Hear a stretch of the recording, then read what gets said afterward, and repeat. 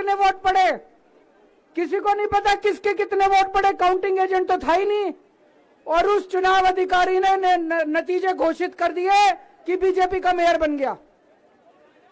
उनकी किस्मत खराब थी, वहां चारों तरफ कैमरे लगे पड़े थे।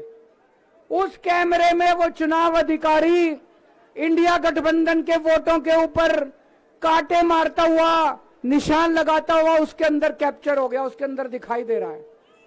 और ये वीडियो पूरे देश के अंदर फैल गया। अब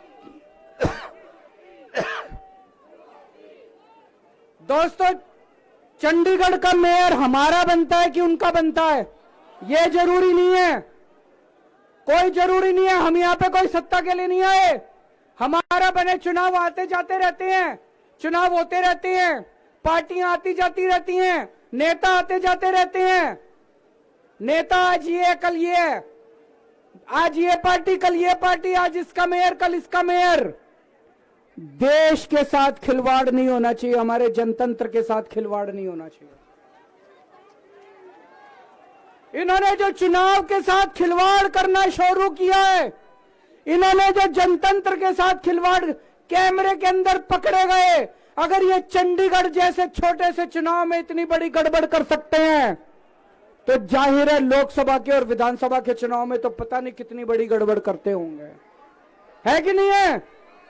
पूरे देश के सामने आ गया किस तरह से गड़बड़ करते हैं। इनके लिए देश जरूरी नहीं है, इनके लिए जनतंत्र जरूरी नहीं है, केवल और केवल सत्ता के लिए ये किसी भी हद तक जा सकते हैं। सत्ता के लिए देश को भी बेच सकते हैं, सत्ता के लिए देश को भी दांव पे लगा सकते हैं। दोस्तों, हम ये कभी नहीं होने देंगे।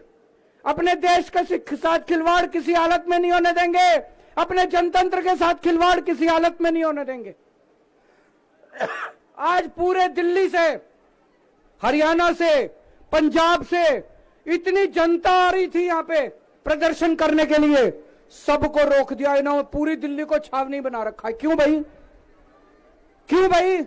आप जनता को कैसे आने से रोक सकते हो? कोई हिंसा करने के लिए थोड़ी आ रहे थे। हमारी आंदोलन से निकली हुई पार्टी है, बड़े बड़े आंदोलन किए।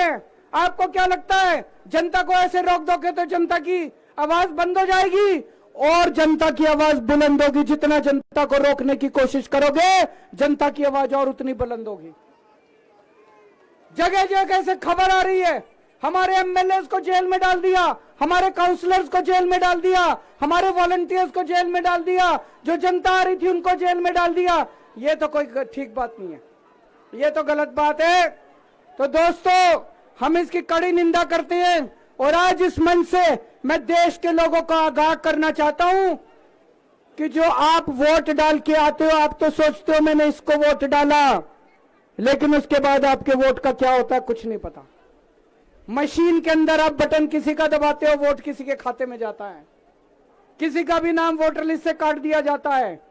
वो दोस्तों, अगर जनतंत्र खतरे में पड़ जाएगा तो फिर ये वोट का, इलेक्शन का कोई मतलब नहीं रह जाएगा। इसलिए हम सबको मिलकर इसके खिलाफ आवाज उठानी है। किसी भी हालत में हमें जनतंत्र को मरने नहीं देना, देश के साथ खिलवाड़ नहीं होने देना।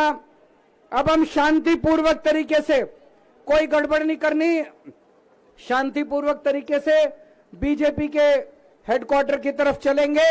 जहां पुलिस रोकेगी वहीं रुक जाएंगे। हमें पुलिस के साथ झगड़ा नहीं करना है, किसी के साथ कोई झगड़ा नहीं करना है। भारत माता की। अब हम यहीं से